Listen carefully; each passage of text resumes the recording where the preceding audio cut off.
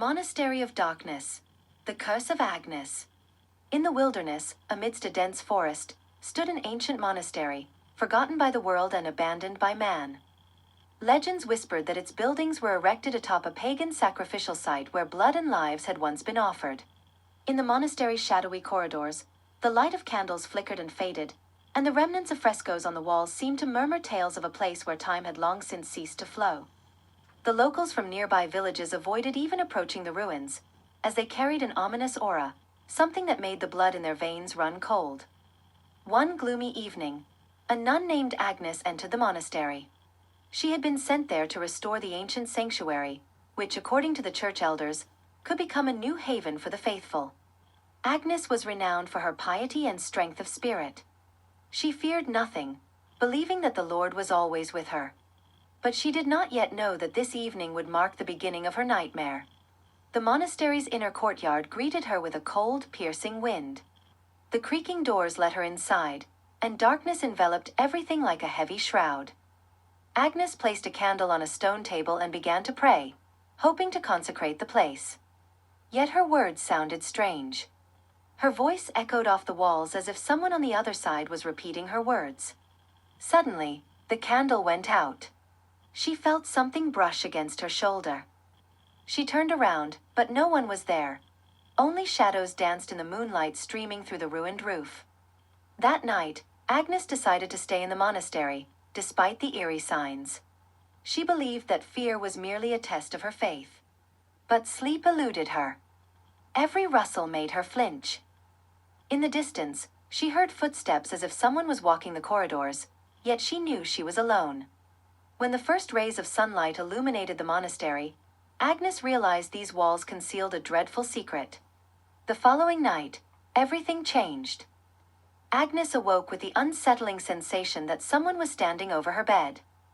Opening her eyes, she saw a dark figure gazing at her with hollow eyes. The figure leaned toward her and whispered words she did not understand, words that sent chills down her spine. At that moment, something invisible invaded her body. She screamed, but her voice sounded as though it came from the depths of a well.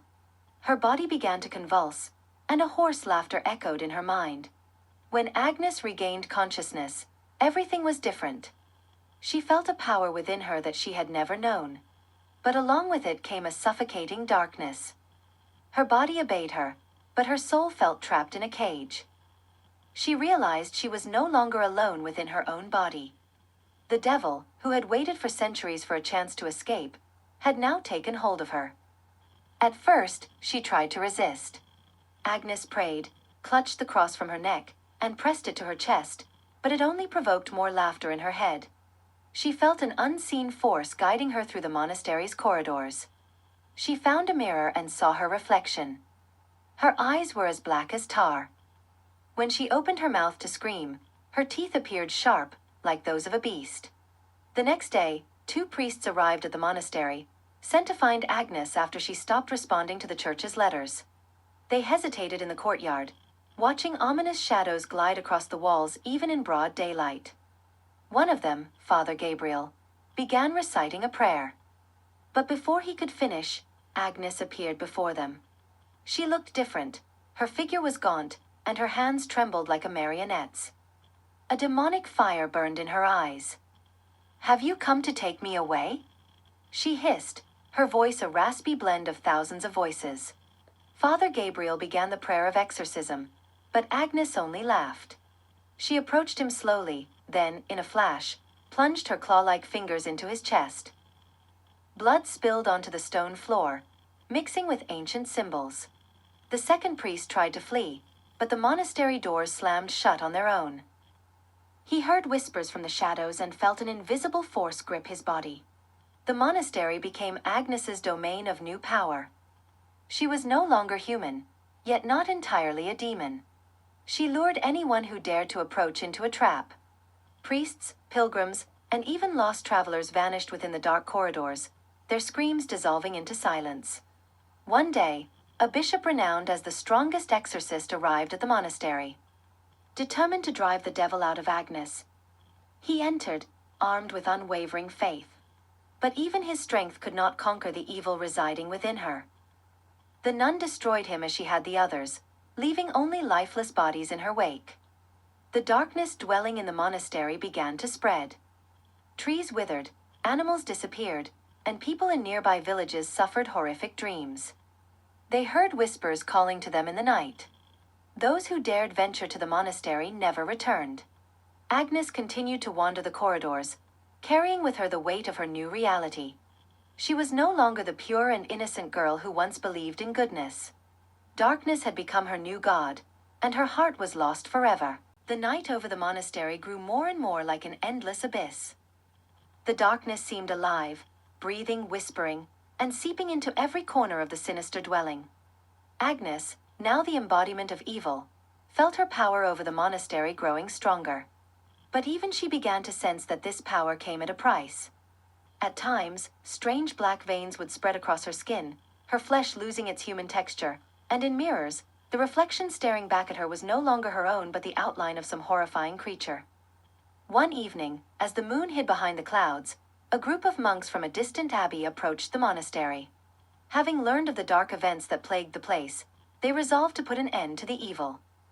Leading them was Brother Luke, a man who had devoted his life to battling unholy forces. His gaze was steadfast, and in his hands, he carried an ancient cross, passed down through his order for centuries. It was said that this cross had the power to banish even the strongest of demons. As the monks neared the monastery gates, the air grew heavy. A mist crept along the path, wrapping around their legs, and the gates, standing tall before them, creaked open with a groan, as if beckoning them inside. "We have come to free this soul from evil," Luke proclaimed loudly, stepping boldly into the courtyard. Only the empty whisper of the wind, echoing from the depths of the corridors, responded to him. Yet, the monks pressed forward. They entered the main hall, where fragments of shattered stained glass and cracked statues of saints lay scattered. Among the debris, at the very center of the room, knelt Agnes. Her body was gaunt, almost skeletal, and her eyes burned with a fiery red glow. "You've come in vain," she whispered without raising her head.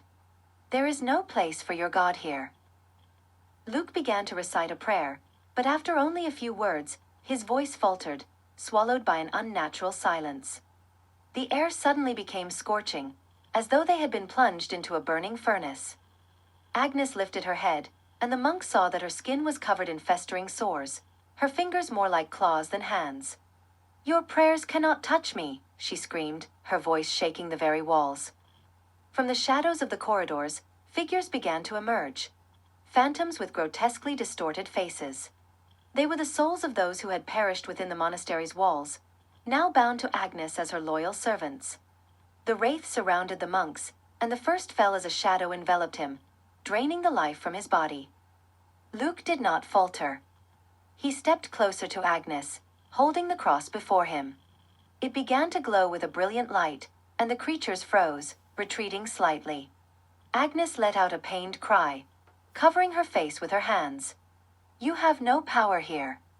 She screamed, but her voice quivered with uncertainty. Luke knew this was his chance. He began to chant the oldest prayers, those taught only to the chosen. The light from the cross grew so intense that the hall was engulfed in blinding radiance. Agnes shrieked, writhing in agony as deep cracks formed on her body, releasing black plumes of smoke. But something went wrong. Agnes raised her head, her eyes darker than ever before. She no longer screamed. Instead, she smiled. "You will never stop me," she said, her voice calm but chilling. "I am no longer just a person. I am the vessel of hell itself." With these words, she raised her hand, and an invisible force hurled Luke backward. He crashed to the ground, the cross slipping from his grasp. The remaining monks tried to rise, but the wraiths descended upon them, draining their lives. Agnes approached Luke, her face now a grotesque blend of human and demonic features.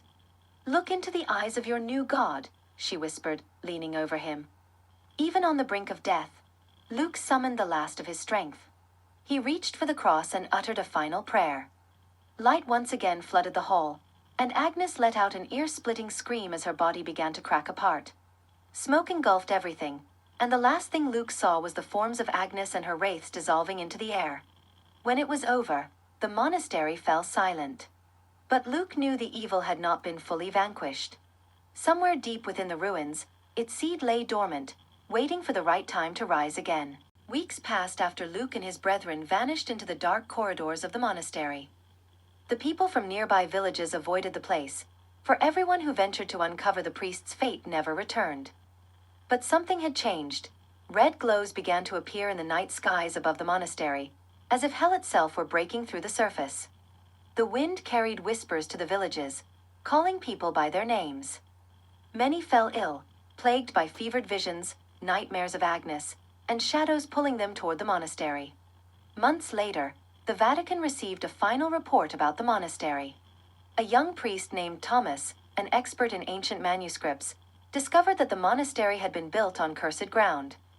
Long before the arrival of Christianity, dark rituals had been performed there in worship of sinister deities. Thomas realized that a simple exorcism would not suffice. The evil had rooted itself far deeper than anyone had imagined.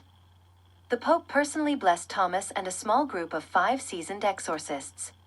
They were entrusted with ancient relics. The sword of St. Michael, said to be capable of severing the veil between the human and demonic realms, and holy water consecrated at the fire pillar, a sacred altar in Rome. Though confident in his mission, Thomas harbored a deep fear, not for his life, but for his soul. As they journeyed toward the monastery, the world around them grew darker. The trees lining the path appeared charred and lifeless, as if ravaged by fire. Even the sun seemed to withhold its warmth, casting only a pale light that quickly dissolved into the thickening fog. At night, they heard voices that sounded like the cries of children and saw shadowy silhouettes flitting among the trees. When they reached the monastery gates, they were greeted by the screams of souls trapped between worlds. The air was heavy, oppressive, and the monastery itself seemed to breathe. But Thomas, gripping the sword of St. Michael tightly, crossed the threshold with determined resolve. Inside, the monastery was a labyrinth. The corridors twisted endlessly in the darkness, and the walls were etched with strange symbols that pulsed with an ominous red glow, as if alive. They began reciting prayers to sanctify their steps, but their words seemed to evaporate into the void. Agnes, or what remained of her, was no longer hiding. She awaited them in the hall where the grand altar had once stood. When they entered, her presence struck them like a thunderclap. Agnes towered before them, her form no longer human yet terrifyingly beautiful in its demonic essence. Her ash-gray skin seemed to smolder, her eyes burned with crimson fire, and grotesque bony wings jutted from her shoulders. "You've come to me again?" Her voice resonated as if it emerged from the stone walls themselves. "How amusing. I've been waiting for you, and now you will become part of my dominion." Thomas raised the sword and began to pray, but Agnes moved with inhuman speed. With a single motion, she hurled one of the priests into the wall, crushing his body. The remaining exorcists formed a protective circle, initiating the exorcism. They knew they could not allow her to escape. Agnes stopped in the center, her body emanating thick black smoke. She laughed, and her laughter echoed through every corner of the monastery. Thomas felt an unseen force pulling him toward her, but he managed to drive the sword into the ground and utter words he had learned from ancient texts. In nomine Patris, et Filii, et Spiritus Sancti. A burst of light radiated from him, and for a moment, Agnes let out a piercing scream. Her body began to change, darkness pouring from her like a torrent. The other priests joined in prayer, their voices merging in a desperate effort to banish the entity. But then, Agnes stopped writhing and rose into the air. "You don't understand," she said, her voice laced with both despair and triumph. "I am not merely a demon. I am the key. And you have opened the door." The monastery began to quake violently. The walls crumbled, and hellish flames erupted from cracks in the floor. Thomas realized too late that their prayers weren't banishing the evil, they were unleashing it. "Run!" he shouted, but it was already too late. A massive wave of darkness surged forth, consuming everything in its path. When the wave of darkness engulfed everything, Thomas felt as if his body was being torn from reality. He sank into a thick, oily blackness, his thoughts scattering as though invisible claws were ripping them apart. But suddenly, he found himself kneeling in the middle of a hall. Everything around him was gone. His companions, Agnes, the fire erupting from the ground. Only absolute silence remained, so heavy that even his own breathing felt foreign. Thomas lifted his head. The monastery no longer looked like ruins. It stood in its pristine form, immaculate, radiant, with soaring ceilings bathed in soft golden light. But the beauty brought no comfort. Instead, it felt alien, like a facade, a lie. He sensed a presence. Something was watching him. Thomas. A voice broke the silence, making him flinch. It was Agnes's voice, but it lacked the malice or demonic laughter it once carried. It sounded like the voice of a woman pleading for help. Agnes? Thomas whispered, glancing around. Where are you? What is this place? This is not a place, she replied, her voice echoing as if it came from everywhere at once. It's a trap. For you. For me. For everyone. Thomas felt a touch on his shoulder. He turned and saw Agnes, not the demonic creature that had possessed her body, but a young woman in a white nun's habit. Her face was pale and gaunt, her eyes filled with pain. I don't control this anymore, she said, her voice trembling as if she were battling herself. They're using me. My soul is lost, but you can still stop this. How? What do I need to do? Thomas asked, his voice resolute, though panic swelled inside him. Agnes extended her hand, and in her palm appeared a shard of something black, like obsidian. She trembled as if holding a burning coal. This is the heart of the darkness, she said. Take it out of this place. Destroy it. But you must be ready to give your life. That is the only price. Thomas opened his mouth to respond, but the space around them began to quake. The soft golden light turned a blood-red hue. The monastery's walls fractured, and darkness began seeping through the cracks. Agnes suddenly threw her head back, her body starting to change. Her voice filled with terror. They're coming, she screamed. Run while you still can. Suddenly, shapes emerged from the shadows, those same demons that had once served Agnes. Twisted humanoid figures with clawed hands, elongated limbs, and faces frozen in expressions of agony. They moved toward Thomas from every direction. Without thinking, he grabbed the obsidian shard Agnes had given him and ran. The corridors shifted as he moved, the walls bending and writhing as if alive. Doors appeared and vanished, shadows stretched toward him, their whispers calling his name, promising peace, promising salvation if only he stopped. But Thomas didn't stop. He ran toward a large stained glass window glowing with a pure white light. It was the only escape. As he reached it, the darkness clawed at his legs, but Thomas raised the sword of St. Michael and struck the glass. It shattered in a brilliant explosion, and he leapt into the void. He landed on cold, damp ground, and everything around him fell silent. Thomas looked up and found himself on the edge of the forest, near the monastery, which now lay in complete ruin. In his hands, he still held the obsidian shard, pulsating with a dark, ominous light. He knew he had to destroy it. But how? And would destroying it unleash an even greater evil? Thomas didn't have the answers. He only knew that from this moment forward, his life was forever entwined with the darkness.